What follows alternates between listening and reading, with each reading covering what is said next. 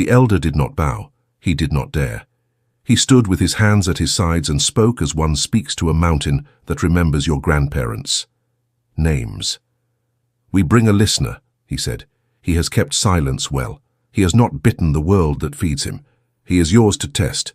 Clark stepped forward. He did not touch the book. He laid his forehead on the table's cold edge. Frost walked under his skin. The glyphs tilted toward him. He could smell wet stone, the salt of old teeth, and that faint, clean scent that follows a funeral when the house is empty again. "Ask," said the elder. Cax closed his eyes. He saw faces he had not yet met, and they looked at him with the patience of roots. "May I hear my mother when she is on the far bank?" A crack opened in the night, as thin as a hair, as deep as the first wound of the world. It was a yes disguised as nothing at all. The elder cut his palm and let the blood fall in a straight line along the table's edge. The book drank, not greedily, not slow. Satisfied, it lifted one page. A stone page should not lift. Stone should not bend. But the jade flexed like water, and the first page rose with a sound like bone remembering a song. On the reverse, the glyphs arranged themselves into a single figure, a mouth that was also a doorway, and around it, hands, not drawn, carved deep enough to hold shadow. Cax leaned close, and the shadow held something else, a voice. It did not speak a word. It spoke a breath. It said his name the old way, the way only his mother used when he walked laughing into rain. He felt the touch of her hand when he was 3 rains old and furious with a wasp sting. He felt her patience, the thread of it, the way she knotted nights into mornings. And then he felt the future without seeing it, the empty chair, the bowl he would not lift, the silence that would sit beside him and refuse all questions but one. "Can I answer?" he asked. The book did not change.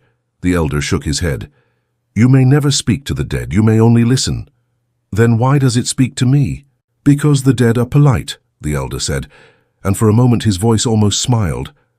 Cax did not attempt a second page. The elder did not encourage him. They left the chamber as if abandoning a child to sleep, quiet, careful, door latched by a breath. Outside, the jungle looked brighter than it had. Not safer, just honest. Cax walked home with a thorn in his finger and a river inside his chest. Seasons turned like bowls on a shelf. Cax became a man the village trusted with last words. When someone felt death standing behind them, they summoned him.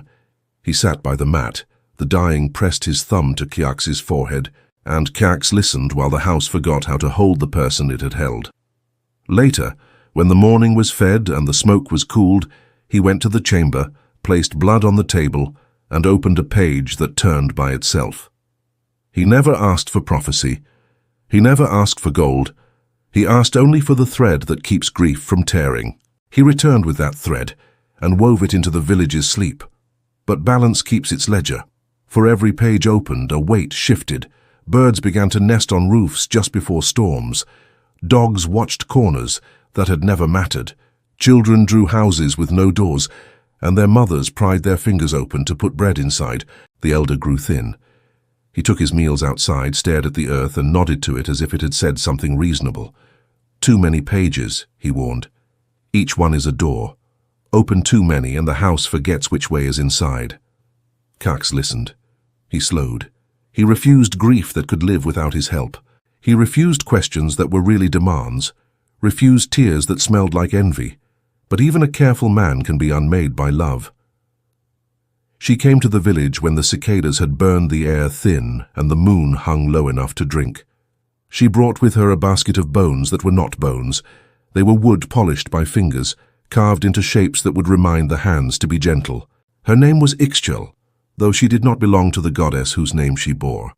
She belonged to the road and to evenings that know when to end. Ixchel looked at Cax as one looks at a tree that has learned to stand without the wind's permission. She did not say his name, she did not need to. He felt his ribs become a doorway. He did not run. He sat on a stone and let her sit on the other side of the same stone. They spoke little. The jungle filled the spaces and did not object. Love makes offerings. Sometimes it asks for them. When the fever came like a hand over the mouth of the village, Ixchel did not sleep. She ground bark that tasted like distant thunder. She boiled leaves that smelled like rain the hour before rain. She pressed cool cloths to foreheads that remembered childhoods they had not had. Children lived. Old men lingered. Then the fever turned toward her, like a wolf that had gone the long way home. Kayaks carried her to the chamber. He did not ask the elder. He did not ask permission from anyone but the ground. He laid her on the jade table as if placing dawn upon a river. The book trembled. Its pages shivered without moving. He cut his own palm without thorn and let the blood fall in a circle around her, not a line. He broke 2 rules with one hand. "Listen to me," he whispered, which was not how the chamber worked. "Listen as if I were already gone. Carry my breath and return hers." The book did not understand bargain. It understood memory. It lifted a page so slowly that the second hand on Kayaks' heart forgot how to count. On the underside, a mask appeared, half jaguar, half skull, teeth guarding a door. Its eyes were green, not paint. Depth. The room filled with a sound too low for ears. Bones in Kayaks' feet answered. Stones in the wall answered. The mask blinked, and the blink was a tunnel. He fell into it without moving. He landed in a place where air was too polite to be breathed without asking. The underworld was not flames and screams. It was order. Rooms aligned like thoughts. Stairs made for feet that knew how to apologize. Shadows stood aside to let him pass, bowing as if in recognition of a name he could not remember. Voices rose, not like words, like water boiling in a clay pot that has learned patience. They said, "Here, we are here. We are the other end of your own sentences. We finish what you begin, do not rush us." Kayaks walked until walking felt like thinking. He found a courtyard where skulls were arranged not as trophies but as stars, a map you could read only with your eyes closed. In its center sat a figure with a spine like a tower and hands like rain.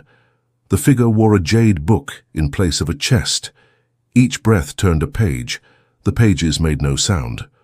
"Take me instead," Kayaks said without moving his mouth. The figure looked at him in the old way, the way the jungle looks at a log before deciding whether to make it soil. It lifted a hand, and the hand was a mirror. Kayaks saw himself, not as body, not as name, but as function. A bowl, a door, a thread. He saw the village sleeping because he did not sleep. He saw children growing into grief that would not tear because he had woven it tight. He saw Ixchel as a house that had kept others warm until it let in winter too deeply. The hand lowered. The figure rose. It removed the book from its chest, the book that was its chest, and opened to a page that held a single glyph, a letter shaped like a hand letting go. Kayaks fell upward. He rose through stone like light through water. He woke on the chamber floor. Ixchel coughed. A small cough, almost embarrassed. Her eyes opened with the kind of surprise that makes birds forget to fly. She did not ask what had happened. She reached for his wrist. He was cold. The elder was waiting at the door. He had the patience of bad news. "You broke the house," he said. "I repaired it," Kayaks answered, though his voice shivered as if remembering a deeper tone. "You paid the price with a currency you do not own." Kayaks did not argue. He carried Ixchel back to the village, sat her beneath the one tree that never lost a leaf, and fed her broth that tasted like breathing. She got well slower than death desired. She returned to bones that were not bones, and to evenings that ended themselves. But Kayaks' shadow learned a limp. He listened as before. He carried last words. He opened pages only when the world itself requested, yet each time he lowered blood to Jade, the book asked for more, not with greed but with clarity. "Do not pretend. Do not bring me small things when your heart is a large door." He held fast. For a season, the chamber and the village agreed. Then the elder died without warning, eyes open, mouth closed, like a sentence missing its verb. The village wanted wailing, but Kayaks quieted them with a raised hand. He took the elder's body, washed it with water that had memorized stone, wrapped it in cloth that smelled like his first night as elder and his last morning as boy. He walked alone to the chamber. The door knew him. It breathed like a mother trying not to weep too visibly. He entered, placed the elder on the floor, not the table, and stood with his back to the book, because he was not asking for a page. He was offering a chapter. "Take him as one who has finished measuring," Ka'ak said, and the room cooled the way a fever breaks. He turned then, and the book had already opened. He had not bled for it. It had bled for him. A thin line of darker green ran along the edge of the stone, like moss remembering water. On the page the elder's face appeared, not as portrait, but as weather. A cloud that knew where to rain, a wind that knew whom to spare. Ka'ak bowed lower than a spine should bend. "Teach me the last silence," he asked. "Teach me not to break things by loving them too hard." The book closed, not with a slam, but the way eyes close when the body understands that sleep is a door it is finally allowed to pass through. The torches guttered. The air forgot flavors. Ka'ak drew one breath that tasted like cool clay and stepped backward out of the chamber, closing the door with 2 fingers and his forehead. He lived a long while after that, as long as someone can live who has fallen into a mirror and climbed out with the mirror still in his lungs. He made no bargains. He offered no defiance. He placed his ear to the earth at night and told the village when to speak softly, when not to speak at all. He grew old enough to become almost young. When it was time, he felt it in his wrists, a loosening of knots that had once been useful. He walked to the chamber alone. Ixchel followed at a distance, not because he asked her to, but because love does not need asking when the path is known. He did not bring a bowl. He did not bring a thorn. He brought only his name, and he set it down at the door like sandals.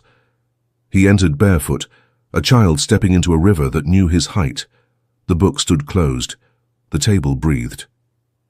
"I have oiled the hinges," he said into the page that was still a cover. "I have kept the house ready." The cover lifted by a width of eyelashes. Inside, no glyphs turned, no masks blinked. All was blank and deep, an unwritten sky waiting for someone who understood what not to write. Ka'ak lay his head upon the edge. His breath left without complaint. It walked backward down a hallway he remembered, and did not. It reached a courtyard where skulls shone like stars. A figure stood, spine like a tower, hands like rain. It opened its chest. There was no book. There was only a door, and it stood open. Ixchel reached the threshold too late to say goodbye the way people like to say it, with hands and noises. She placed her palm upon the stone and found it warmer than it had ever been. The warmth left as she felt it leave. She did not weep there. She wept under the tree that never lost a leaf, and the tree did not mind. After the village learned to sleep without him, by speaking to the earth as if the earth were not a mouth to be fed, but a throat to be spared. They opened few pages. They shut many doors gently. Children practiced silence as if it were the first instrument, and dogs stopped watching corners that did not matter. Yet some nights, the nights when the moon looked heavy enough to drop, those who listened with their skin heard a thin voice rising from under the world. Not a warning, not a plea. A reminder shaped like a question. Are your hinges still oiled? And on a hill of white stone in a country of cold grass, circles that had forgotten how to sing began, very slowly to remember. Prepare yourself for the next secret.